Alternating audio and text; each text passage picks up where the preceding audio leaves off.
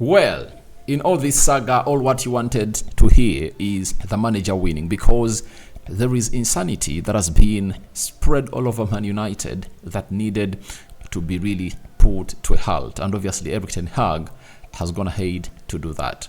Welcome to the United Matters channel. How are you guys and where are you watching us from? I go by the names of Rock and David. Smash the like button, comment and share. If you're only watching us for the very first time, endeavor to subscribe to this channel so as not to miss out on stories that we do upload in here on a daily. Looks like the career of Jodan Sancho at Man United has gone ahead to hit a dead end, as Erik ten Hag has gone ahead to impose himself as the manager at Man United, and is not willing to look back at people that have gone ahead to obviously do things that Sancho have gone ahead to do. Smash the like button close to 300 times. Don't forget to subscribe so as not to miss out on stories that we do upload in here on a daily. And continue to subscribe. I've already gone ahead to drop the match preview that United is going to play against Brighton tomorrow at Old Trafford. You can as well check out onto our YouTube, our video section. It's already there. It has gone ahead to gather some huge views, and it's waiting for you to obviously add your views to it. And Sancho looks like it's now over for him, because yesterday night we got a tweet coming in from Laurie Whitwell, who obviously told us the following: that Jodan Sancho was asked to apologize to Erik ten Hag but refused. He's using the Man United academy facilities to train and won't be considered for selection until back with the first team. John Mata involved in attempts to mediate. Now, Sancho is a player who has obviously wanted to leave the club of Man United, because he gave himself a chance when Ten Hag came in here and thought that things will be totally different. And I don't blame, by the way, Ten Hag, because he gave Jodan Sancho a lot of trust, especially in the preseason and the games that started off the season. And Sancho really played very, very well. If you remember that goal he scored against Liverpool, he scored against Leicester City. There is the one he scored against there is the UEFA Europa League game that we first played, and he came out and really scored a very good goal. I think was the reason for the penalty that we got, and Ronaldo scored it. Then he came in through and obviously started to lose his grip against Man City. Ever since Man City and Omonia, when he gave away the ball and we obviously found ourselves in a losing position, Jodan Sancho has not been the same, and Ten Hag going to be blamed for not giving him a chance. He gave him a chance even before the likes of Anthony really had a role to play in the club of Man United, but Sancho couldn't really run. And when Sancho saw to it that he obviously was losing his position, he started to put in the required effort, and Erik ten Hag had a lot of input in that, because he sent him to the Netherlands to see to it that he obviously goes and obviously puts his head right. And when he returned, he obviously played very well. By the way, ever since he returned, I think in February, I think towards the end of January this year, he really played very well. But I wonder what has gone ahead onto the head of Jodan Sancho to obviously act like this. Maybe he believes that he should force a move out of Man United, and it's a move he has gone ahead to discuss with his agent, and that's why Sancho has not gone ahead to issue an apology, because the moment he put out that statement, he knew it was equivalent to what Ronaldo did when he went ahead and obviously put out that interview with Piers Morgan that Erik ten Hag is disrespectful.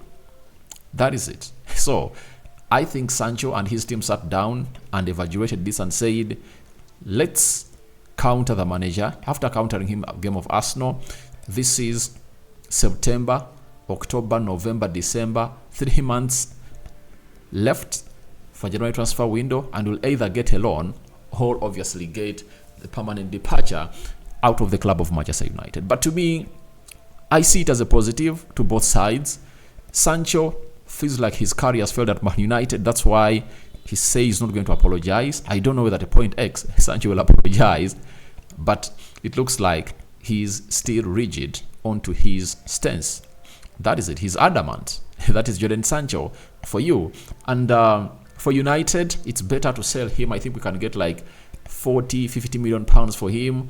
That can act as a boost for us to sign in a player that Erik ten Hag will need in the January transfer window, and by then Amad Diallo will be back, meaning that Erik ten Hag can really stress his centre-back problem at the club of Manchester United, as he plans to obviously get in some money, like 200 million pounds in the summer of 2024, to get in the players that he obviously wants, especially to replace Jodan Sancho. And we look at Man United. If Sancho is away, very many players are viable. Mason Mount can play as a right winger. Amad Diallo can from injury. Then, which other player? There is Facundo Pellistri. He can play that side. And I think Alejandro Garnacho might really get more starts off the right attacking side of the midfield. More so, Ten Hag can play Anton Martial as a left attacking midfielder and Marcus Rashford as a right attacking midfielder in that beautiful game of football that we are obviously going to see at the club of Manchester United. Now, after that, James Daka, a United correspondent for the Telegraph, went ahead and obviously told us the following, that Jodan Sancho believes there have been notable inconsistencies in the way Erik ten Hag has applied certain rules in relation to him compared to teammates. This is one of the reasons why Jodan Sancho claimed he's an scapegoat. He's a scapegoat, rather. Now, in everything that we've seen Jodan Sancho do at the club of Man United and Erik ten Hag do, obviously, you'll easily believe Erik ten Hag than believing Jodan Sancho, because a manager always sets standards that you have to meet. And if at all you don't meet those standards, you cease to matter at the club of Manchester United. That is it. And that's what Sancho really needs to know, that if you don't really match the standards and levels, the manager will obviously kick you out. We've seen players at Man United being kicked out even by Sir Alex Ferguson for not meeting the standards. One, Sebastian Veron. By the time we signed him at Man United, he was one of the best CDMs in the world, but he failed to meet the standards at Man United. Diego Forlan Coranzo, one of the players that obviously came in through and really scored a brace against Liverpool, and he scored some goals at Man United. He was really a very good striker, but he couldn't meet the levels of Man United, and Ferguson told him, leave the club. That is it. Very many players have gone ahead to leave the club of Man United because of not meeting the standards of the club of Manchester United, all breaching the code of conduct. How did Andy Cole leave Man United? Because of indiscipline. How did David Beckham leave the club of Manchester United? Because of him not having some good relationship with Ferguson. The relationship had broken, and Sir Alex Ferguson told him leave, and he sold him to Real Madrid. Ruud van Nistelrooy, that is Sir Alex Ferguson for you, and he'll never accept such character like that of Jodan Sancho. And the good thing is that the board has gone ahead to do the following to Erik ten Hag, to obviously empower him and obviously tell every player at Man United who thinks about doing what Sancho has gone ahead to do that Erik ten Hag is the boss. Manchester United have given Ten Hag total support and are not pressuring him to back down. The manager is said to feel wronged and decided to take a tough stance by axing Jodan Sancho from training. So, these are the qualities, these are the standards that we need to set at Man United, and this storm will obviously come. Trust me, if the storm of Ronaldo really came to a calm, then even this one is obviously going to come to a calm, and it's done and dusted. There is no update unless otherwise Jodan Sancho apologizes. If Sancho doesn't apologize, don't expect any further moment of Erik ten Hag coming in through and obviously telling Jodan Sancho that please, you can come back to the team. And it looks like Jodan Sancho is not willing to apologize. But this is where I obviously go ahead and obviously give all kudos to the board of Man United that this time around they're going to have to stand with the manager, something they never did with Louis van Gaal, Jose Mourinho, and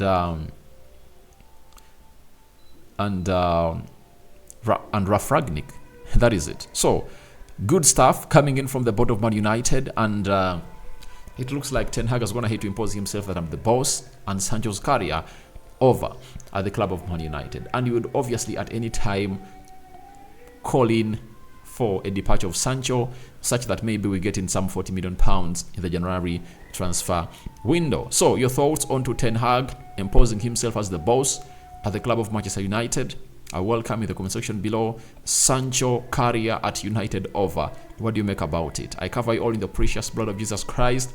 May the living true God bless you abundantly. Rock and David remains my name. And I sign out for now. See you later. And may the living true God bless you abundantly. The Muslims, may Allah see you through your endeavors. And Barak Lau Fikum.